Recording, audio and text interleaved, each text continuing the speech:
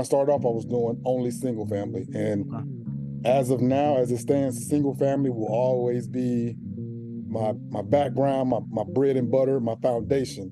Now, throughout the years, I have tapped into the multifamily and most recently diving a little bit over into the commercial side. Mm-hmm. But again, just how with the 9 to 5, the 9 to 5 allowed me to tap into the real estate and kind of leverage my 9 to 5 income and invest it in real estate in the single family.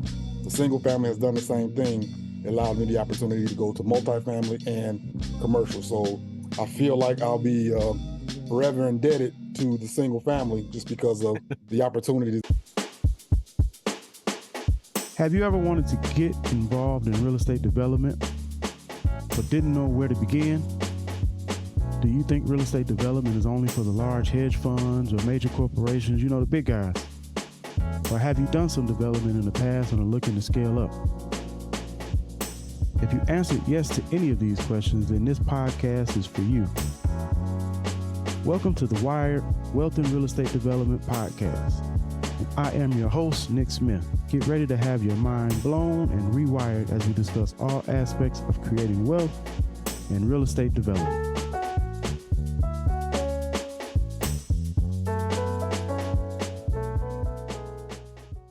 Good day, everyone. Good day. This is the Wealth and Real Estate Podcast. We have another great episode for you today. I am your host, Nick Smith.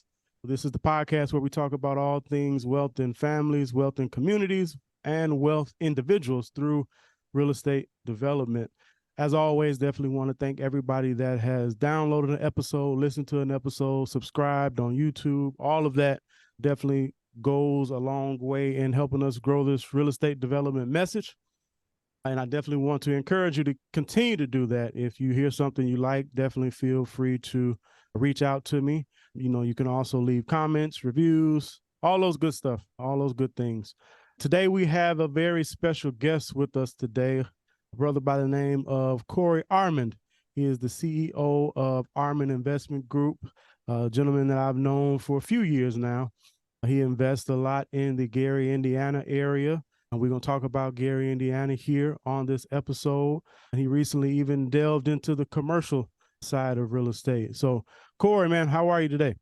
I'm not bad, man. How about yourself? I am doing wonderful, sir. So for my listeners, if you can, just go ahead, give us a brief background on your history, the Cliff Notes version of who Cory Armand is and what you're up to today. Well, Cory Armand, CEO and owner of Armand Investment Group. I'm a real estate investor by profession. All right. I've been investing in real estate for a little over 15 years, mainly the Gary, Indiana, Northwest Indiana market, with the sole strategy of buy and hold. Now, I do have some flips under my belt, some wholesale deals that I've done throughout the years, but our main strategy is buy properties, fixing them up, and renting them out. Again, like I said, I've been doing this about 15 years. I just recently, a year, almost 2 years, it's coming up on 2 years, I walked away from the 9 to 5 to continue to pursue this career in real estate investing full time. And so far, I have not one regret. Awesome. Well, you get a congrats on that and an attaboy. We're going to touch on that because so many people have that desire to leave their 9 to 5s and, pursue this real estate journey, full time, because there are a lot more things you can do in this arena when you're doing it full time. It's just the reality of it. But you have to time it right. Some people try to leave too soon and some people stay too long. So it has to be timed right. Now, with your wholesaling, flipping, buy and hold, were you primarily doing or are you primarily doing single families or multifamilies? So primarily when I started off, I was doing only single family. And as of now, as it stands, single family will always be my background, my bread and butter, my foundation. Now, throughout the years, I have tapped into the multifamily and most recently diving a little bit over into the commercial side. Mm-hmm. Again, just how with the 9 to 5, the 9 to 5 allowed me to tap into the real estate and kind of leverage my 9 to 5 income and invest it in real estate in the single family. The single family has done the same thing. allowed me the opportunity to go to multifamily and commercial. So I feel like I'll be forever indebted to the single family just because of the opportunity that it has allowed me or afforded me, in the real estate arena. Nice. So before you took the plunge and cut the umbilical cord and left the 9 to 5, how many units or properties did you have? And just trying to get an understanding or gauge where you were when you left. When I left I had about 23 properties when I left the 9 to 5. Okay. Again, over what period of time did it take you to acquire those properties? 13 years. Okay. 13 years. I started off at one house at a time, and one house per year. When I first started back in 2006 or 2007, that was my initial goal. My initial goal, just buy one property a year. And then that went up to, after about 3 years in, I started buying 2 properties, then 3 properties, and then it just kind of took off. Nice. How were you finding most of your properties then? Were you buying a tax sale? Were you buying from realtors? How were you finding most of them? A little bit of those all. I started off with the tax sale, and those properties. Well, when I first started, I did start off with the tax sale. The property, I bought it so cheap, and I'm just thinking, hey man, I can do whatever with this property. But I didn't realize how much money that it took to fix up one of those properties off the tax sale. So I ended up sitting on that property for a very long time and ended up just selling it and then kind of restructuring the way that I move forward. Then after that, a lot of my stuff came from either I started off with a realtor, or I had a friend of mine who's a realtor. He's still a realtor to this day, and I told him my interests, and he kind of sent some properties my way that kind of fit my budget, that didn't need as much work as a tax sale property, a typical tax sale property. And then from there, it came from just networking, word of mouth, Craigslist. I bought properties off Craigslist. Yeah, so it was a little bit of everything. Wow. But in these most recent years, man, most of them have been coming from word of mouth, from networking. Mm-hmm. Sweet. I want to go back to that tax sale property, because we all get sold the dream and the glitz and glamour of tax sale properties, because you can buy tax sale properties, as they say, you can buy them for pennies on the dollar. You can get very dirt cheap properties, especially in the area where you were getting in Gary. Let's just be for real. During that time, you could get super cheap properties. But explain what you did not know going into that tax sale after you bought that property, and what would you have potentially done differently if you could go back to it? It wasn't that I did not. Well, again, I was able to acquire a few properties for very, very low price, $500, $700. I mean, full houses, but they were total rehabs from. So you were gut rehabbing these. Gut rehabbing, but I wasn't in I wasn't in that financially prepared to do a gut rehab. Mm-hmm. I knew I had enough money to buy it, and I had enough money to hold it, but I just couldn't. I couldn't fix it up because I didn't have all the resources. And so I was one of those guys that at the beginning, thought I was gonna figure it out, just buy it, and then the money was just gonna come from somewhere. And I was working my 9 to 5. I had a little bit of experience. I was gonna try to do it myself. And I quickly, after purchasing the property and walking through it and seeing all of the work, the thousands of dollars that it was gonna take to put these properties back together, I didn't have the resources. However, I still ride by one of those houses and I kick myself in the butt because I wish I would just held on to it just for a little bit longer. Because someone else, I did end up selling it to someone else that was a fairly new investor, but they took their time. The beautiful thing about the tax sale, the barrier to entry is so low in Gary, and the holding costs are relatively low. Yeah. And I mean, if you have a plan and resources and partnerships and things like that, then you can kind of make some things happen. But early on, I didn't have the resources. I didn't have a network of people, or I didn't have access to information. How it's so readily accessible now.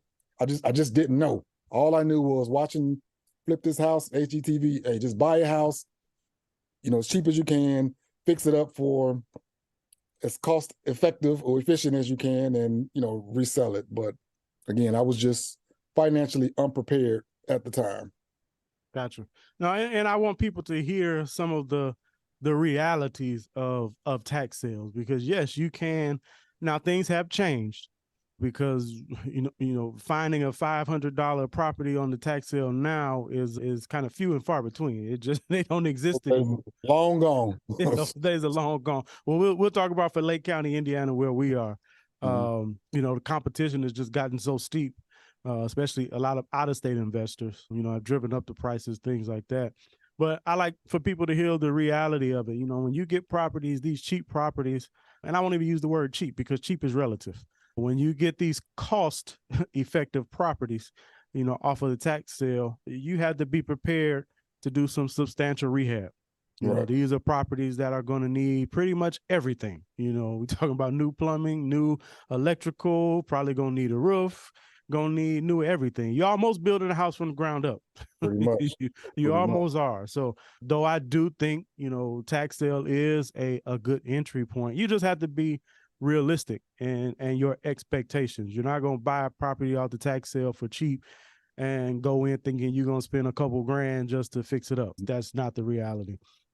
So and the flip side, not the flip side, but also, so shortly thereafter, and I know you're probably going to get to it, so I might be going a little bit ahead, but shortly thereafter, I mean, the Gary market was still, back then, 2008, 2007, 2008, it was still relatively priced fairly. If you had, a few $1,000s, you can get a halfway decent house off the market, from a realtor for close to 10 grand. And you still had to put some work into it, but not half as much as you would have had to do for a tax sale property that you paid $500 for. Right. No, for sure. Yeah. I mean, back in those days, because I graduated college 2008. And so I started just kind of poking my head around 2009, 2010. And yeah, I mean, there was a ton of properties, in Gary that you get 10, 15, 20,000, you can get some move-in ready almost for 20,000 back then, which is crazy to even fathom, but that's where it was now. Oh, that's where it was then. So we touched on Gary, and we've mentioned the city of Gary quite frequently already in this podcast. Gary has gotten a lot of bad raps, as far as the real estate market, and even just as a city, as a whole, in recent years, because the city of Gary, of course, most people know that this is the city where the Jacksons are from, Michael Jackson and the Jackson 5 and all of that. But the city of Gary has had its own set of challenges, economically, from a, home ownership, real estate perspective. The downtown Gary area is nothing like it once was. So what attracted you to start buying in Gary? Well, this may sound cliche, but number one, it's the city where I'm from. I know the city very well. I thought that I knew the market, as far as like what areas to buy in, what areas not to buy in. So I felt pretty comfortable, number one, because it's the city where I was from. Number two, the barrier to entry was relatively low compared to the surrounding cities. So meaning that those are the properties that fit my budget. So I just couldn't afford to invest outside of Gary. And then number three, I just wanted to be a part of the solution. People always talk about problems and this and that, the negativity, but there's a up and down to both sides of the coin, back and forth. I mean, it's just two sides to every story. So I knew that Gary, well, we all know that, Gary hasn't always been in the condition that it is in now. And it took a long time to get that way to where it is now. But also, it didn't happen, the destruction of Gary, whatever, didn't happen overnight. And the turn of it is not going to happen overnight. But I felt as though eventually, early on, I felt as though that there will be some changes, some improvements. And I just wanted to be a part of that change and be a part of that improvement and that productivity of the city. I mean, because also the people of Gary, when I went off to college I started off at Purdue in West Lafayette. I graduated high school in 99. And just to say that you were from Gary, everybody looked at you like, whoa, you know what I mean? Like, and you must be, they kind of, somewhat feared you or kind of looked at you a certain type of way. And I knew personally, like, every person from Gary isn't a bad person, or is not, every person that comes from Gary doesn't have to have that negative connotation. And the same thing is relative to the community, to the properties, to the city as a whole. I mean, we have, like you said, we have our fair share of challenges, but if you do a deep dive, most cities have their fair share of challenges. You know what I mean? So again, I wanted to be a part of the solution. I wanted to be ahead of the curve. I didn't want to wait until the noise was ringing. Hey, once everybody is here and the big companies and corporations or whatever, and then it'll be, at that point, it'll be too late and we'll be pretty much cost out. We wouldn't be able to afford the properties at that point. So I wanted to be ahead of the curve, get invested while I could afford to. And yeah, like I said, just be a part of that change. Gotcha. And you mentioned the word change. So from your view, of course, I watch the Gary market and kind of, keep up with what's going on there. In your view, do you see Gary heading in the right direction now? Without a doubt. Without a doubt. Actually, the year around when COVID, right before COVID, I was not expecting. At that point, I had built up a decent sized portfolio, and the values that my properties rose over those 10, 12 years was not what I was expecting. I mean, I wanted, I was expecting, positive appreciation and things like that. But like you said, when we had other people come in and try to pretty much drove the market up a little bit, the real estate market, I mean, the values went up drastically, and which took my portfolio value up drastically, which helped me kind of escalate my portfolio and start doing other things. And to directly answer the question, yes, I do see progress in the city of Gary. And sometimes, you have to be boots on the ground to kind of see.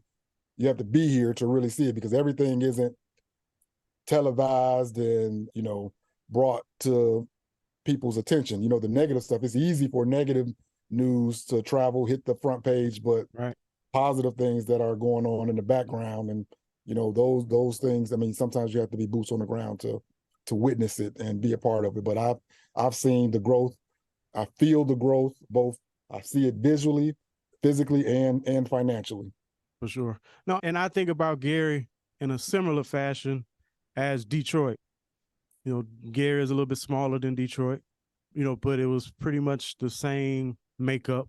You had a lot of manufacturing, and when the manufacturing went down, took the economies with it. But a lot of people, go into those markets expecting overnight success stories.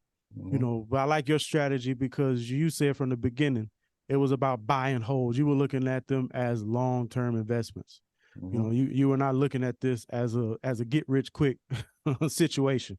Right. It was a buy and hold, where it's going to take some time. Like you said, it did not decline overnight, and it's not going to rise, overnight. And that's with any city or any municipality that's experienced some challenges. It's not going to happen overnight. But if you're in it for the long call, and if you're in it for the right reasons, you can reap those benefits that you're talking about, because for one, during that period, not everybody was investing in Gary. Mm-hmm. There was not a lot of competition, at that time. So, and I've always been a proponent of try to find somewhere where everybody else is not going, because if you go where everybody is going, the prices are going to skyrocket. Your competition has increased. Yeah, for sure. You're going to have more competition. When that happens, prices go up. So, but I am definitely pleased to see, the progress that's happening in the Gary market, the city of Gary, that they have a new mayoral administration coming in, and a lot of people are putting, faith in that administration, which I think will help. But again, it's not going to be just up to the administration. It's going to take people like you, and like my listeners of this podcast, going into your own communities where you live in and start investing, in your own communities. So I know we've been focusing more so on, the single family. How did you kind of jump into the multifamily side of things? Again, networking. I went to an event that was the Centier Bank is who I was. I started off banking with my business account and everything, and they invited me to a Bulls game. The Centier Bank, they had a suite there.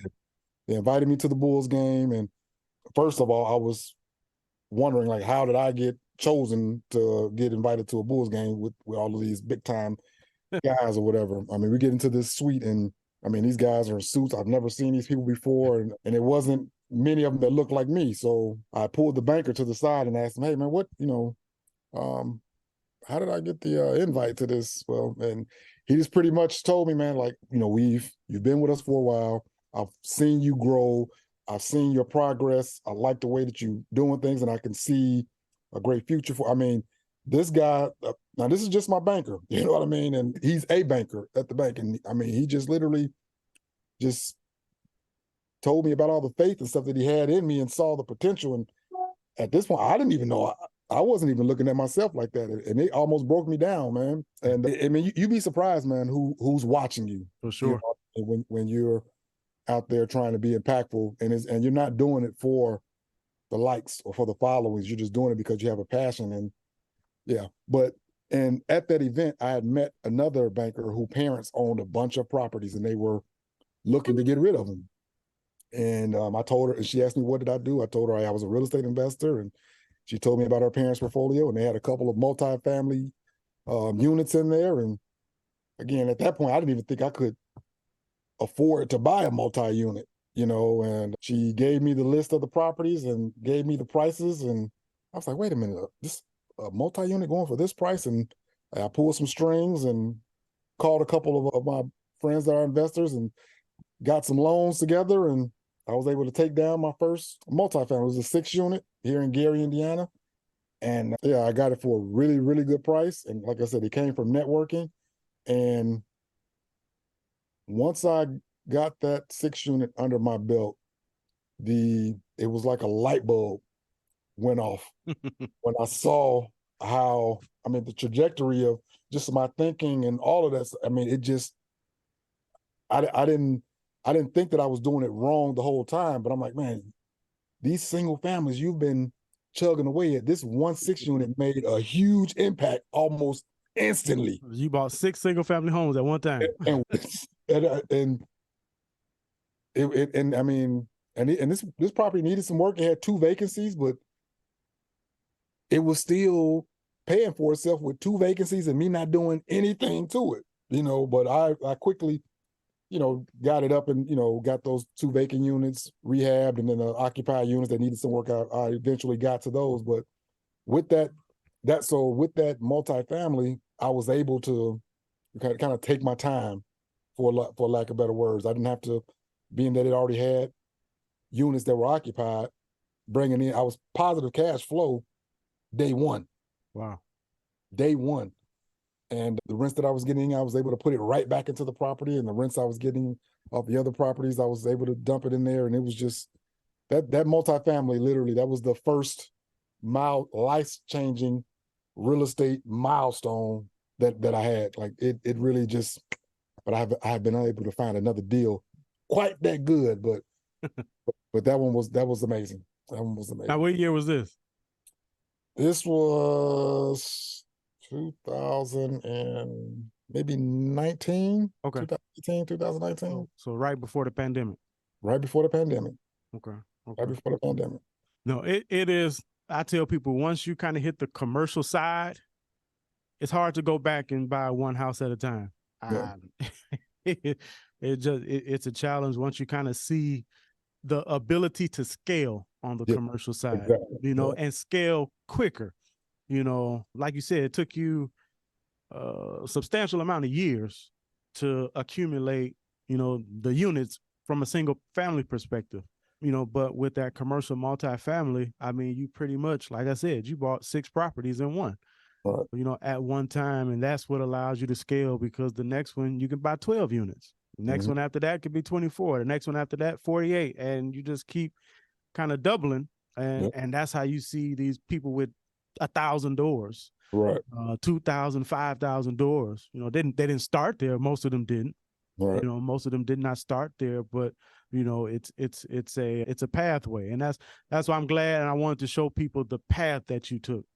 You know, because we haven't even got to the end of the path yet. Because you started with single family, you know, got exposed to the and you can't devalue the experience you get from managing single families and putting tenants in single families, because there's a lot of value in that. Would you agree? That's the foundation. That is Right. the foundation.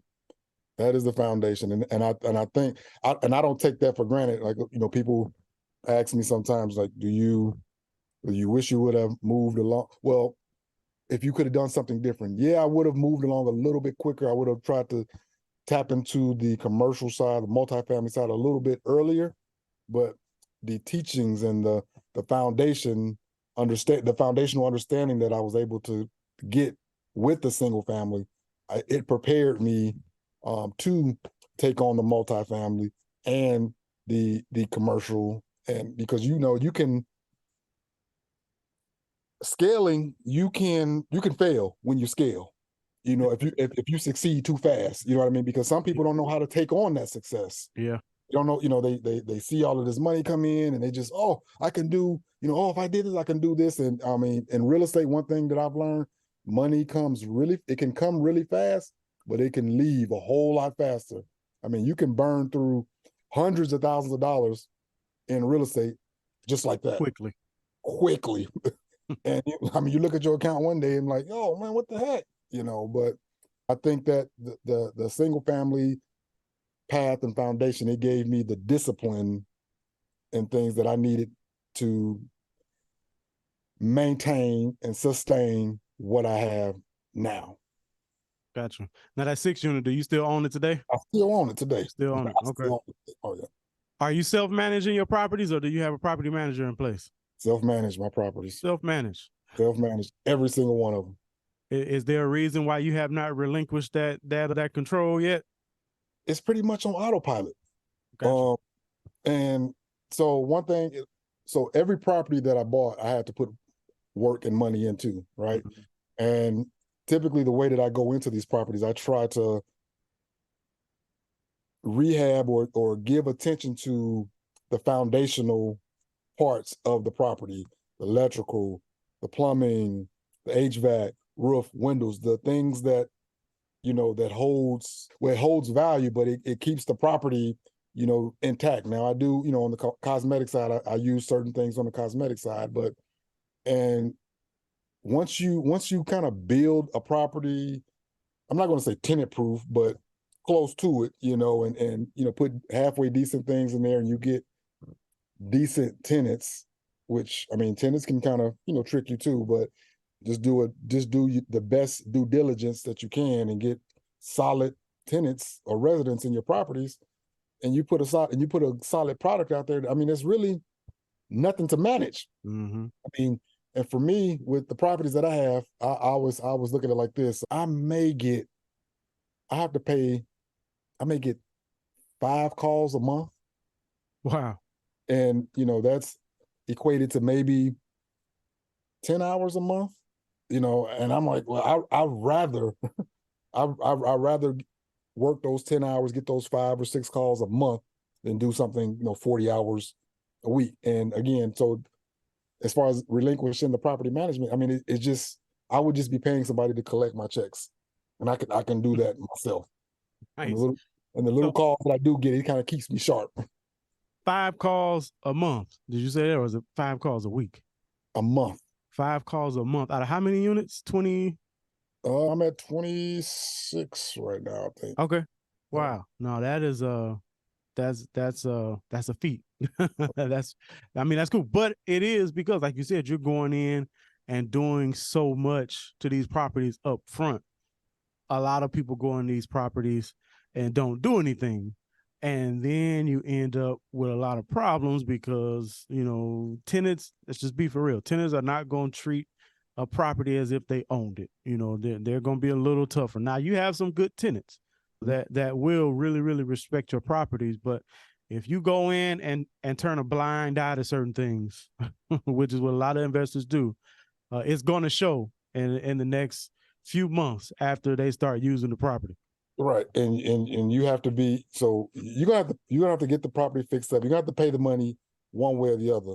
So it's either you do it up front or you do it on the back end. And I don't want my phone ringing, every day about a problem. So I try to address and fix and, get on top of everything that I can that I notice in the front. That way I can have peace on the back end. Just spend the money up front and then just enjoy the income on the back end. Now, like you said, most people, well, I'm not gonna say most, but some people, they do it in reverse. I just got the property, I'm gonna have to get a tenant in there and just kind of fix it up along the way. But what happens is you just buy a property and throw something together, and now you're constantly fixing stuff while the tenant is there, and you're eating away at your cash flow. And what that does, it'll quickly turn you off on real estate. Like, man, you know what? My phone is ringing too much. I'm spending too much money. I'm not making no money. I'm getting out of this. And then that's where I come in. A person that is invested the wrong way with the wrong idea, trying to throw something out there, throw a crappy product out there, and they're not making any money. They get frustrated and get ready to sell the property. And that's where I come in there, because now they're going to sell it to me for pennies on a dollar. They just want to get rid of it. It's a headache to them, but it's an opportunity for me.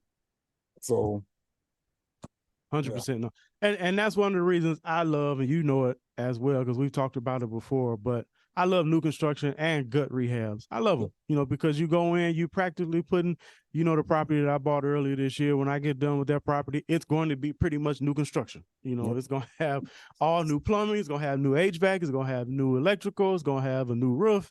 It's going to be pretty much brand new. And new with new property, you will avoid a whole lot of management headaches. Again, you do have to screen your tenants right, because, you do have some destructive tenants out there. That's just the reality of it. But with a new product, some of those calls should definitely be lessened. I'm just curious, now that you are, or not now that you are, but you've been self-managing pretty much the whole way through, what are some lessons that you have learned, or what is some advice that you would give somebody that wants to self-manage their properties? Maybe not for the whole way, but in the beginning, at least, they want to self-manage their property. What are some tips or advice that you give somebody? Remain professional. One thing I don't like call myself like a landlord. I'm a property manager. Remain professional, keep business, and I try to separate. Well, one thing I still do to this day, but a lot of my tenants don't even know that I'm the owner of the property. Okay. They think I'm I am the property manager, but I keep it that way, and the way that you start off with your tenants is pretty much the way that the relationship will be. So I'm not trying to make friends, buddies, pals, any of that. I remain professional from start to finish, be very responsive to the tenants, because the way that you treat them, that's pretty much the response that you'll get from them. And you pretty much have to train. I don't know, somebody else used to use that word, which I didn't like, when they said train your tenants, but it's, if you be surprised if when you reflect a certain level of professionalism to individuals, the way that they respond to you will be in that same manner. So I would definitely advise new investors to make sure that they keep it professional. And what else? I mean, that was the number one thing, man. Just because I saw a lot of people just say, hey, man, this is my guy. I'm just letting him rent. I'm just looking out for him, a family member, and things like that. And those will be the first to let you down, man. Bite you in the butt. Yeah, their expectations are different. Oh man, you my guy, man. Do you mind if I pay on the 7th instead of the 5th? And I'm like, yeah, no, I have a mortgage to pay. I have bills to pay. I mean, I have insurance, taxes, and things of that nature. But yeah, remain professional, man, and from start to finish. Yeah, and I do know. I believe I know who you're talking about. That used to say train your tenants. Hey, we're not training tenants like we're training puppies. Right. I understand what they 100%. Yeah. Because I mean, basically, you give out what you want to get back. That's the reality. Exactly. It's putting out what you want to receive back. I can get with that for sure. But man, recently, kind of shifting gears. So like I said, we're going through the investment spectrum. Started with single family, moved into multifamily, but recently you made a commercial purchase. Tell us a little bit about that purchase. So the commercial purchase was an office building, an office space. So I knew that I was leaving the job, right? And one thing that I noticed while I was at the job, I worked, pretty much in corporate. I was at an inventory manager. I was at a desk, majority of the day. And it was just something about being in that office that kind of kept me in a business focused mode. Now, I did have my office at home, but I can just tell the difference. My focus level was different. I didn't have as many distractions or just access to the refrigerator and, just all type of stuff being at home. But when I was at work, sometimes I would go to work my shift or my hours, and then I would spend a few more hours working on my own real estate investment company, just researching properties, researching deals, adjusting contracts and things like that. And it was just something about being in that office setting that kept me focused. And I told myself before I leave the 9 to 5, while I still have this income coming in, I need an office space. And I didn't want to rent an office space because I'm being a property manager, landlord, or whatever, a real estate investor. It's hard for me to go rent something from someone else, So I said, you know what? I'm just going to go find me a building, and the same thing I do with the single families, I'm just going to do it with this commercial building. I found a building and in Gary on the main which is on thoroughfare, which is Broadway. It was in the area that I wanted, less than a mile away from the university. I mean, it had all the bells and whistles that I wanted, fenced in parking and all of that, but it needed a lot of work. How big was this property? It was only 2,000 square feet. Okay. It was 2,000 square feet. The building is 100 feet long, and it was only 20 something feet wide. Okay. So it was like a shotgun. It had a front door and a back door. Just a very long building. And so I was able to purchase that building at a very, when I say reasonable price, I mean, I couldn't believe it. I couldn't believe it. I have to, one day if we get a chance, I can have to tell you the story of how I came about purchasing that property. But once I purchased it, again, I went in with the idea of making an office space for me. Doing the reconstruction part of it, I quickly identified I didn't need all of this space for just me. I didn't have that many employees and all that stuff. So I said, hey, if I just carve out a space for my office, what can I do with the rest of this space? Mm-hmm. I'm thinking, like an investor, I wanted to have my office for free. So I need to create something in this building that will generate income so I can pretty much office for free. If I could make some money off of it, that'll be great. But at minimum, I wanted to office for free. So during the construction phase with some drawings and just reconfiguring things, I was able to slide in a 500 square foot fast food restaurant that I built out. I don't own the restaurant. I just rent the space out to a restaurant owner. So we carved him out of space. He's a good friend of mine, and carved him out of space. And that was a immediate income generator for that building. And then with the rest of the space, I knew other investors and other business people in the community that needed a place just to come and conduct business, meet people, to sign contracts, needed a place to come and just sit and work on their business and things like that. And because I knew I wasn't the only one, so I said, hey, how about and there were some other like shared office spaces and concepts, things that they had going on in the surrounding cities.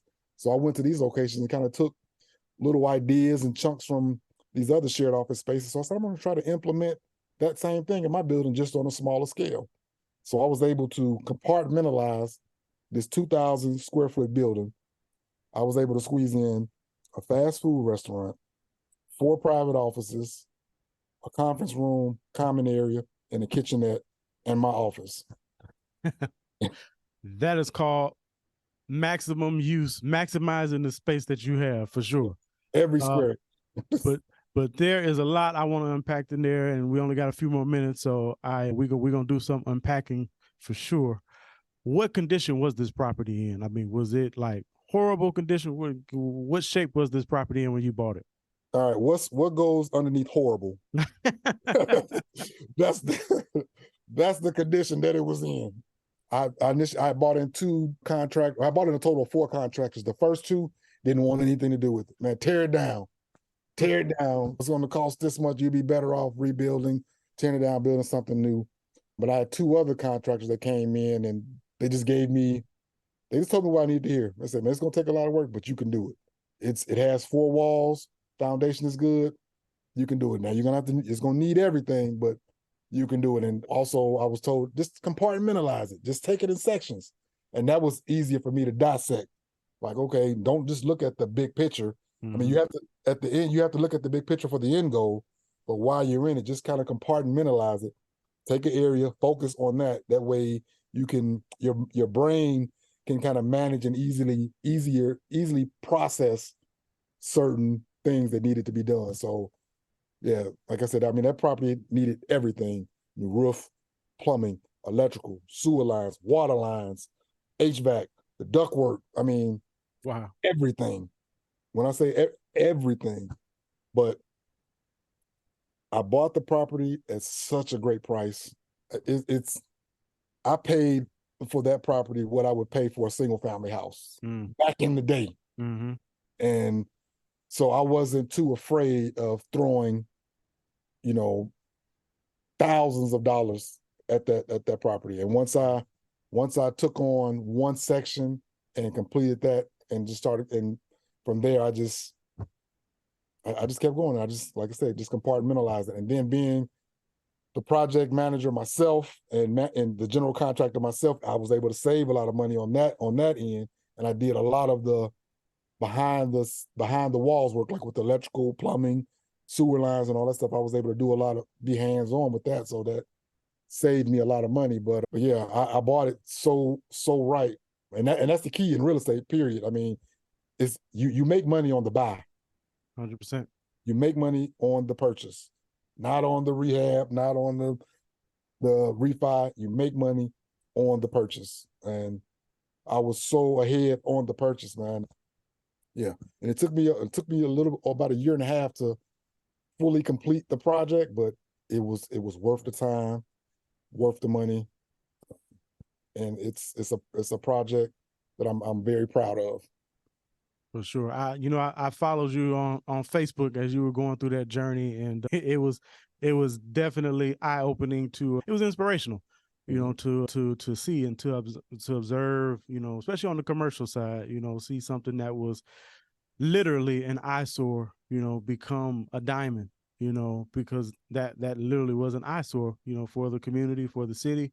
But again, this shows, Cory is an example of going into these areas and not being afraid, to take on some projects that the bulk of people will run away from. Absolutely. Until you've heard somebody say you crazy for doing it, you haven't thought big enough. You ain't done it. You ain't doing it. Yeah. You haven't done it. Until somebody has told you absolutely crazy, you can't do that. That's when you're on the right track. Right. That's when you're on the right track. So in that one, again, I'm gonna let you go, but I want to dig a little bit into this property, because in this property you have the fast food restaurant. And what's the name of the restaurant? King's Wings and Things. King's Wings and Things. How many other locations do they have in the area? This is their second location. Second location. It's their second location. And being that now he's been on the east side for 7 years, and being the location, see, real estate, man, location. Like that day, this still stands. This new location it hasn't even been, I don't even think it's been 6 months, has outperformed the existing location from day one. Wow. Every day outperforming his existing location because of the location. I mean, we're on a main thorough, brand new building, less than a mile away from Gary's Anchor, which is Indiana University Northwest. Broadway is full of traffic all day, every day, and it's yeah. So No, my wife has stopped there, so I'm definitely aware. She Okay. works for the school city of Gary, so she has stopped there before. So we got a restaurant.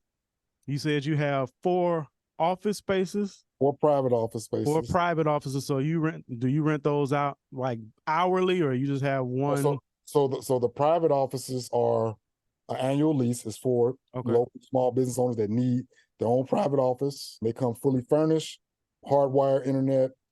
You get your own mailbox. Like I said, they come fully furnished, and only thing you have to pay is your rent. You don't have to worry about utilities or anything like that. So it's to kind of help. It's an incubator, so to speak. It's just to help a local business, a small business that's trying to scale and need a place to be professional and have their meetings and things like that and have their privacy.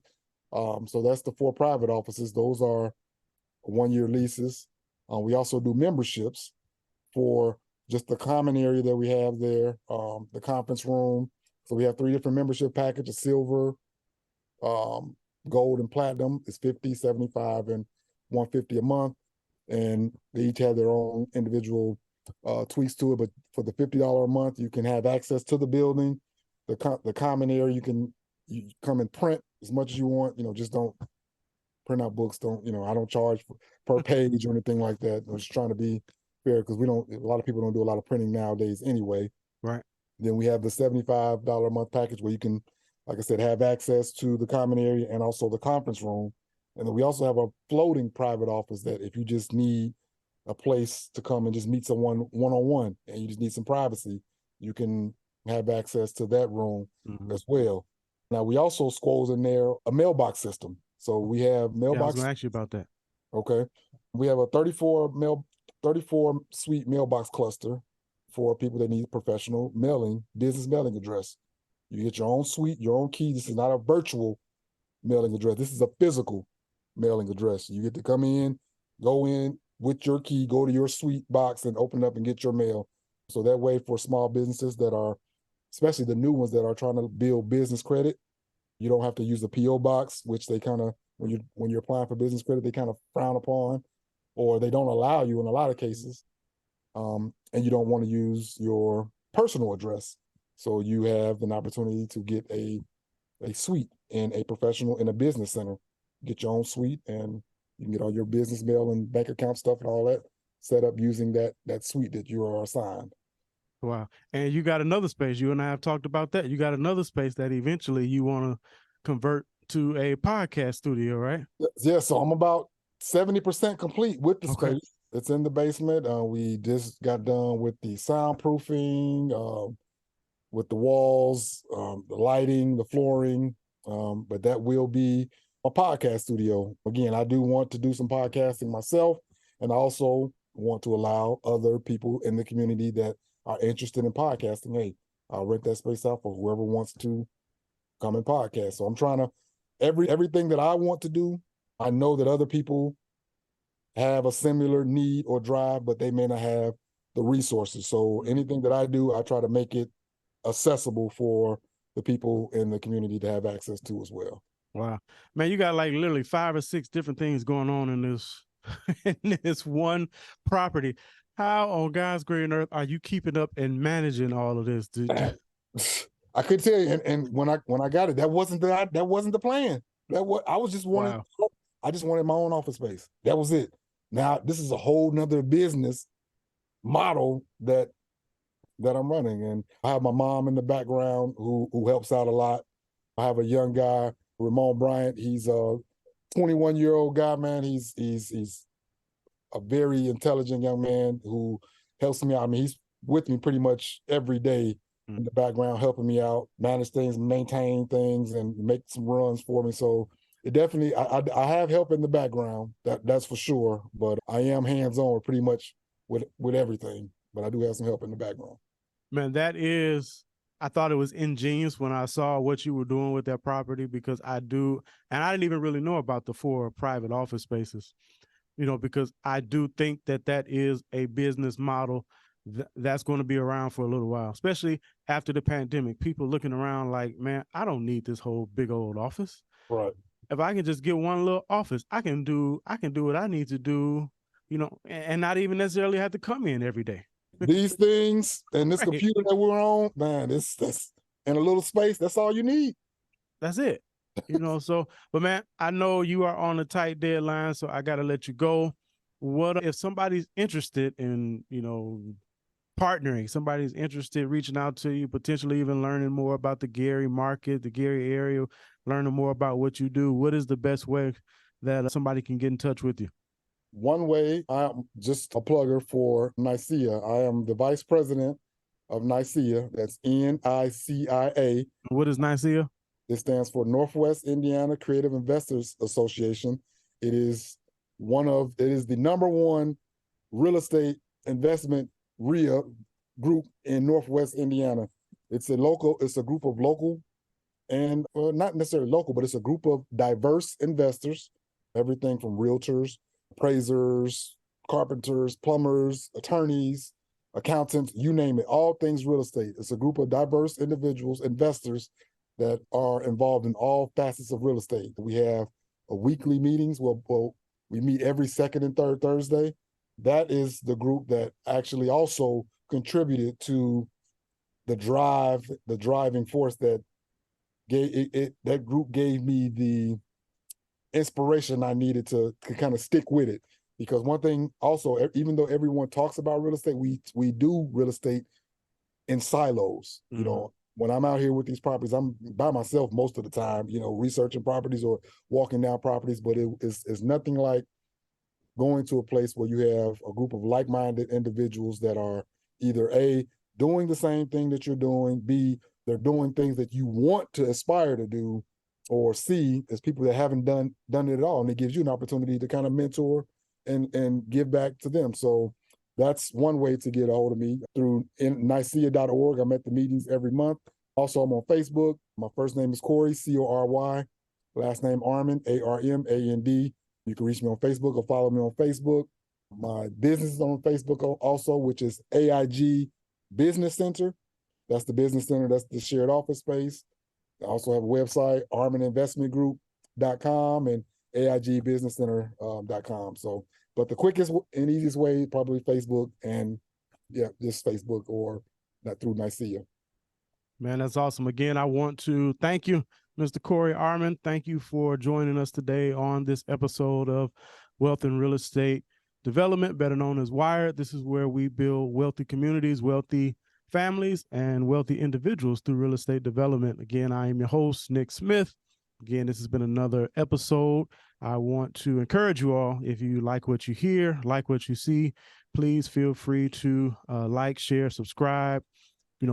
Definitely want to see this podcast grow. And if it's helping you, take this journey with me so we can make commercial real estate and real estate development a reality for more people, because all you have to do is see it. If you see somebody else do it, that means you can do it too. Absolutely. So again, definitely want to thank you, Mr. Cory. Again, thank you for your time, and we are signing off. Let's go get wired up. All right. Thank you, sir. Thank you so much for listening to today's episode. If you enjoyed it, please share this content with someone else who would benefit from it. I'm looking forward to having you with me on the next episode. Now go out and create some wealth and real estate development.